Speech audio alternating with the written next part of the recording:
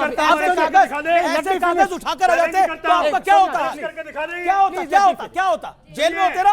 Sir, अगर आप कह रहे हैं कि ईडी बायस्ड है बीजेपी को लेके, तो ममता बनर्जी ने जो करा, उन्होंने इस तरह से फाइल बायस्ड होके फाइल ली।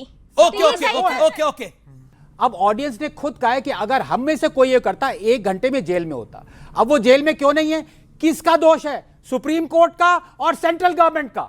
6 उन्होंने भारतीय बीएनएस के क्लॉजेस और स्ट्रिक्चर्स और 3 पीएमएलए के क्लॉजेस स्ट्रिक्चर वायलेट किए हैं। Okay, she is an accessory to crime. अभी तक जेल में क्यों नहीं है? ओके, उनको देश क्यों दूं मैं? ओके। मैं अजय बात आपकी बात आता हूं। सोमनाथ मंदिर का मुद्दा कांग्रेस के लिए एक बड़ी सियासी चुनौती बन गया है, क्योंकि बड़ी सारी चिट्ठियां हैं और 1947 से आपका सेकुलरिज्म का भी उल्टा चश्मा है। सियासत में आपका उल्टा चश्मा है सेकुलरिज्म को लेकर। धर्मनिरपेक्षता का हाल जो है वो क्या जाने, जाके पर न फटे भी भाई सो क्या जाने पीर पर आई। आप क्या समझेंगे? एक बात बताइए, पंडित नेहरू ने सोमनाथ के जल अभिषेक के लिए उसके पानी को भी इंकार कर दिया। कौन सा सेकुलरिज्म था? बताइए इस बात। बताइए, मुझे बताना पड़ेगा। 3-4 सेंटेंस बोल 5 बोलिए, लेकिन बताइए। है मीडिया का ये क्यों हाल पूछेंगे? है मीडिया का क्यों ये हाल पूछेंगे? जनता का हक है सवाल पूछेंगे। हवा में क्यों फैला रहे हो इतना नफरत का जहर? हवा में क्यों फैला रहे हो इतना नफरत का जहर? किसकी है ये चाल?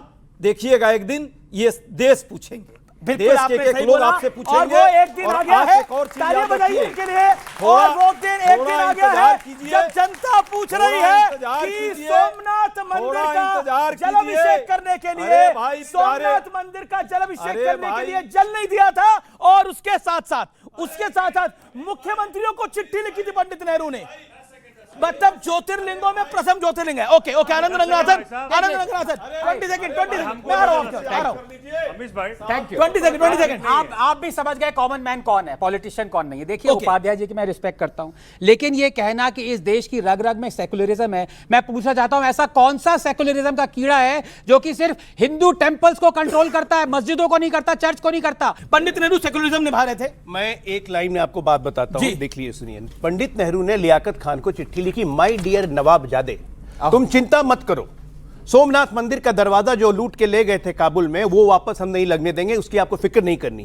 पंडित नेहरू ने दूसरी चिट्ठी लिखी केएम पानिकर को, चिट्ठी है ऑन रिकॉर्ड, चिट्ठी है केएम पानिकर को चिट्ठी लिखी जो चीनी राजदूत थे भारत के।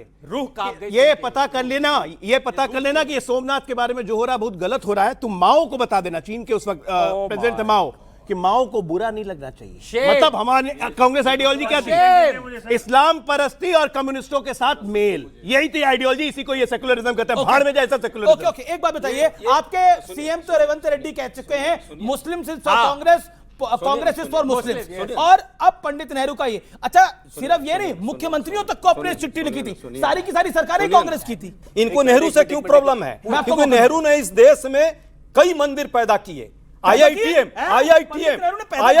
मंदिर बनाए, IIM, एम्स जैसे बड़े बड़े इंस्टीट्यूशन इस देश में जिसको मंदिर कहते थे, वो भी मंदिर है जिससे लोगों का निर्माण होता है। बोल गए नेहरू ने मंदिर पैदा करे। अरे भाई, मंदिर बनाए मंदिर को। अरे राम की जन्मस्थली अयोध्या है। आप नहीं, आप हैं तब भी है, आप नहीं होंगे तब भी होगी, आप नहीं थे तब भी थी। ना सुनना पड़ेगा। सोमनाथ ज्योतिर्लिंगों में प्रथम ज्योतिर्लिंग है भगवान शंकर का, वो तब भी था और अब भी है और आगे भी रहेगा और आदिकाल से रहेगा। कमाल की बात करते हैं आप। क्या था मैं बताता हूं। देखिए सोमनाथ क्या है, अपने विरासत पे हमें पता होना चाहिए सोमनाथ क्या है। स्कंद पुराण में उसका जिक्र है, शिव पुराण में उसका जिक्र है, और भारत के सबसे पौराणिक तीर्थ स्थलों में से एक है। 12 आदिर ज्योतिर्लिंगों में से अगर कोई प्रथम ज्योतिर्लिंग है तो वो सोमनाथ जी का है, और जिसको कई बार विध्वंस किया गया।